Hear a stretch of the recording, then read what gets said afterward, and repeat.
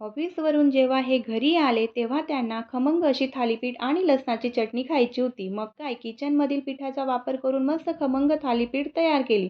सर्वात आधी दुधी भोपळा स्वच्छ धुवून नंतर दुधी भोपळा किसून घेतली. त्यात 1 वाटी गहू पीठ, 1 वाटी बेसन पीठ, 1 वाटी बारीक चिरलेला कांदा, 1 टेबलस्पून ओवा, 1 टेबलस्पून गरम मसाला, 1 टेबलस्पून धना पावडर, अर्धा टेबलस्पून हळद, 2 टेबलस्पून लाल मिरची पावडर, 1 टेबलस्पून पांढरी तीळ, कोथिंबीर, चवीपुरतं मीठ.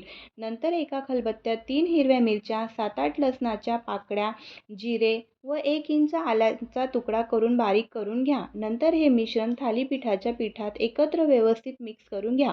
सुरुवातीला पाणी टाकू नका कारण दुधी भोपळ्याला पाणी सुटतं. नंतर 1 लहान चमचा तेल घालून मिक्स करा. नंतर हळूहळू लागेल तसे पाणी घालून सैलसर पीठ मळून घ्या.